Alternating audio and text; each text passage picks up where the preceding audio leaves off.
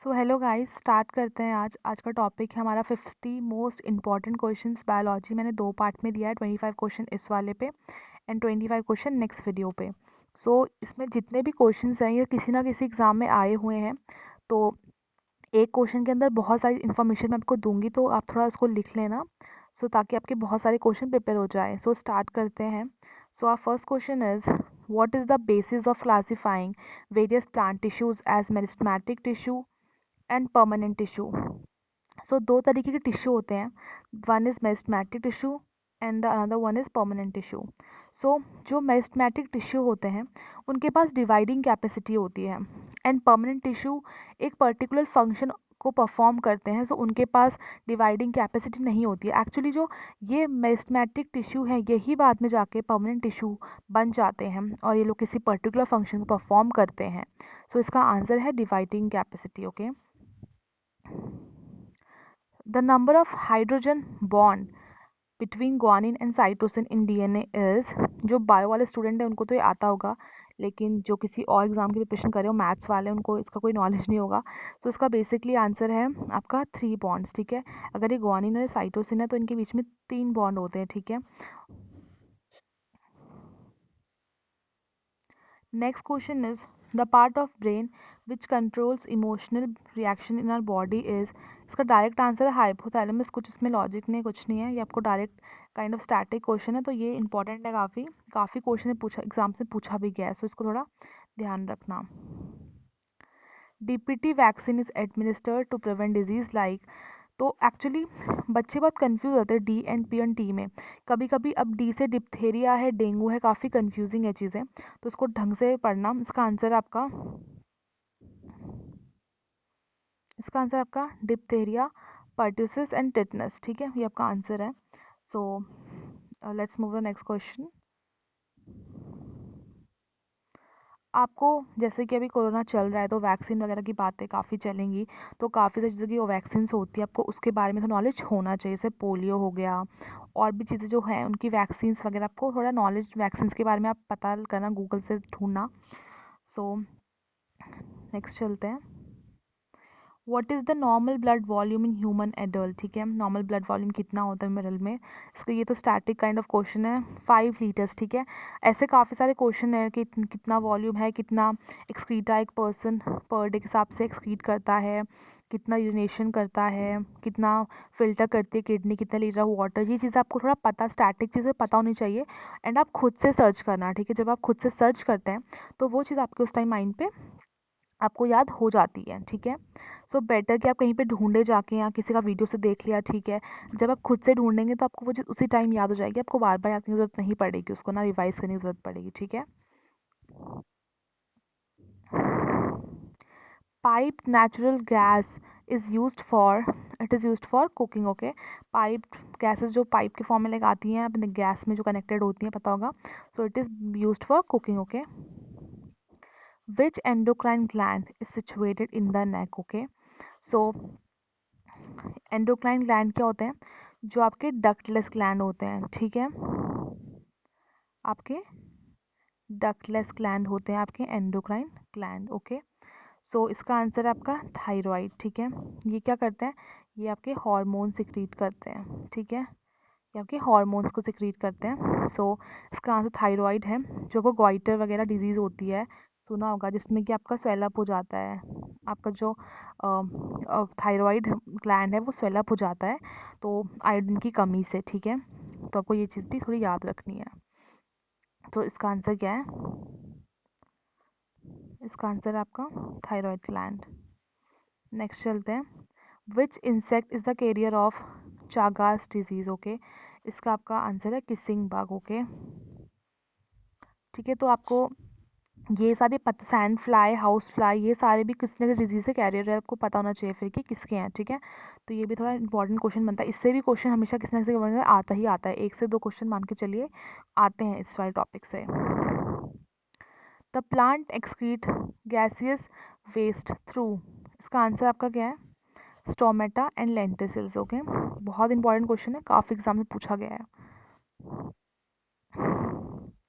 Who is known as the father of botany, इसका answer है आपका थियोफ्रास्टस, ओके,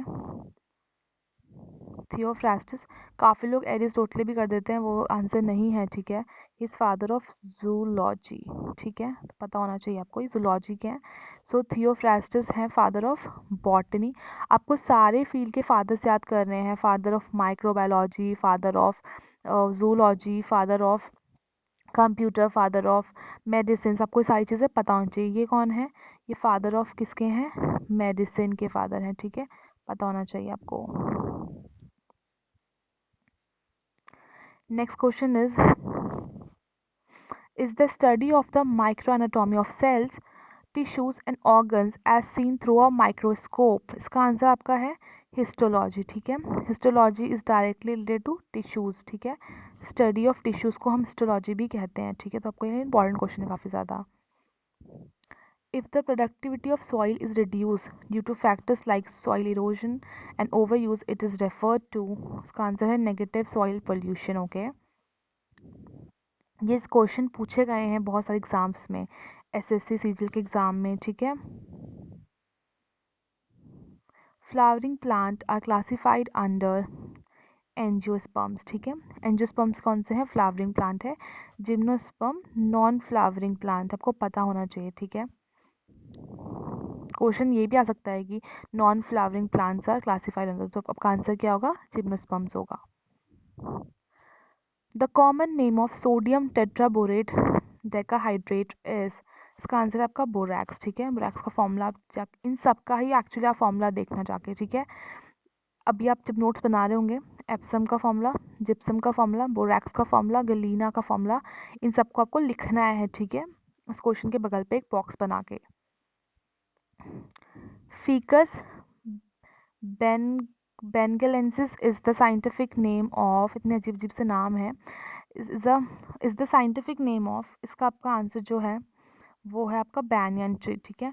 आपको इन सब के भी, आपको तुलसी का पता होना चाहिए, बहुत इंपॉर्टेंट है, ठीक है। तुलसी का साइंटिफिक नेम, नीम का साइंटिफिक नेम, जो ये सारी ट्रीज होते हैं इंपॉर्टेंट, जो आपके मेडिसिनल प्लांट हैं, उनके आपको साइंटिफिक नेम पता होने चाहिए, ठीक है। और एनिमल्स भी आते हैं बहुत सारे साइंटिफिक नेम, आपको मैं लिस्ट प्रोवाइड कर दूंगी एनिमल्स के, प्लांट्स के, जो इंपॉर्टेंट बने, ठीक है।